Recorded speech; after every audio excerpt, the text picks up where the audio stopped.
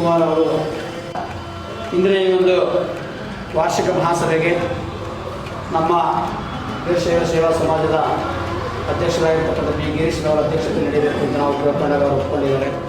ಅವರು ಈ ಒಂದು ಸಭೆಯಲ್ಲಿ ಅದೇ ರೀತಿ ನಮ್ಮ ಸಮಾಜದ ಉಪಾಧ್ಯಕ್ಷರಾಗಿರ್ತಕ್ಕಂಥ ಬಿ ಸಿದ್ದಪ್ಪನವರು ಮತ್ತು ಇಲ್ಲಿ ಗಾಣಿಗರ್ ಸರ್ ಕೂಡ ಇಲ್ಲಿ ಉಪಸ್ಥಿತರಿದ್ದಾರೆ.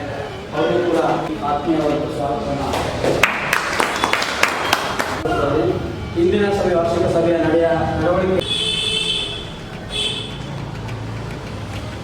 ಹೋದ ವರ್ಷದ ದಿನಾಂಕ 7/1/2024 ಭಾನುವಾರದಂದು ಬಸವನಗುಡಿ ದೇವಾಲಯದಲ್ಲಿ 23ನೇ ಸಾಲಿನ ವಾರ್ಷಿಕ ಮಹಾಸಭೆಯನ್ನು ಕೈಗೊಂಡಿದ್ದಂಥದ್ದು. ಅವಾಗ ಅನೇಕ ವಿಷಯಗಳನ್ನು ಚರ್ಚೆ ಮಾಡಿದ್ದಾರೆ. ಅದರಲ್ಲಿ ಹಾಜರಿ ಒಟ್ಟು 24 ಜನ ಹಾಜರಾಗಿದ್ದಂಥ ಹೋದ ವರ್ಷದಲ್ಲಿ ನಡೆದಿರ್ತಕ್ಕಂಥ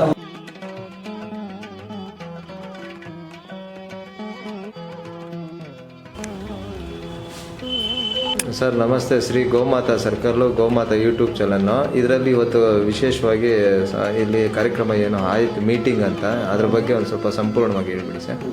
ಎಲ್ಲ ಶರಣಬಂಧುಗಳಲ್ಲಿ ಶರಣಾರ್ಥಿಗಳು, ಈ ದಿನ ನಮ್ಮ ವೀರಶೈವ ಸೇವಾ ಸಮಾಜದ ವತಿಯಿಂದ ಈ ದಿನ 11 ಗಂಟೆಯಿಂದ ನಾವು ವಾರ್ಷಿಕ ಮಹಾಸಭೆಯನ್ನು 24ನೇ ಸಾಲಿನ ವಾರ್ಷಿಕ ಮಹಾಸಭೆಯನ್ನು ನಡೆಸಿದ್ದೀವಿ.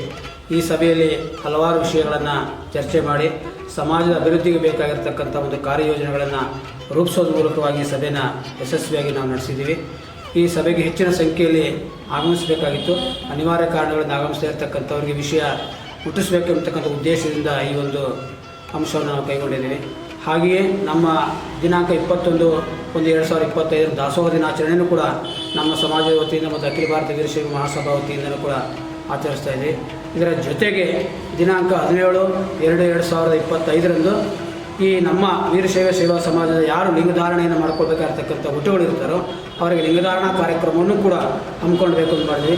ಈ ಎಲ್ಲ ಕಾರ್ಯಕ್ರಮಕ್ಕೂ ಕೂಡ ವೀರಶೈವ ಬಂಧುಗಳು ಹೆಚ್ಚಿನ ರೀತಿಯಾಗಿರ್ತಕ್ಕಂಥ ಪ್ರೋತ್ಸಾಹವನ್ನು ನೀಡಬೇಕು ಅಂತೇಳಿ ನಮ್ಮ ವೀರಶೈವ ಸೇವಾ ಸಮಾಜದ ಅಧ್ಯಕ್ಷರು ಮತ್ತು ಉಪಾಧ್ಯಕ್ಷರು ಕಾರ್ಯದರ್ಶಿಗಳು ಎಲ್ಲರ ಪರವಾಗಿ ನಾನು ವಿನಂತಿಸಿಕೊಳ್ತಾ ಇದ್ದೀನಿ. ಈ ಸುದ್ದಿಯನ್ನು ಪ್ರಸಾರ ಮಾಡೋದಕ್ಕೆ ಬಂದಿರತಕ್ಕಂತಹ ಸುದ್ದಿಯನ್ನು ಪ್ರಸಾರ ಮಾಡಲಿಕ್ಕೆ ಜೊತೆಗೆ ಇದನ್ನು ಚಿತ್ರೀಕರಿಸಿರ್ತಕ್ಕಂಥ ಗೋಮಾತಾ ಸರ್ಕಲ್ವರೆಗೂ ಕೂಡ ಸಂಘದ ಸದಸ್ಯರೆಲ್ಲರಿಗೂ ಕೂಡ ಅಧ್ಯಕ್ಷರೆಲ್ಲರಿಗೂ ಕೂಡ ನಮ್ಮ ಸಮಾಜದ ಪರವಾಗಿ ಗೌರವಪೂರ್ವಕವಾದ ವಂದನೆಗಳನ್ನು ಸಲ್ಲಿಸ್ತಾ ಇದ್ದೀನಿ.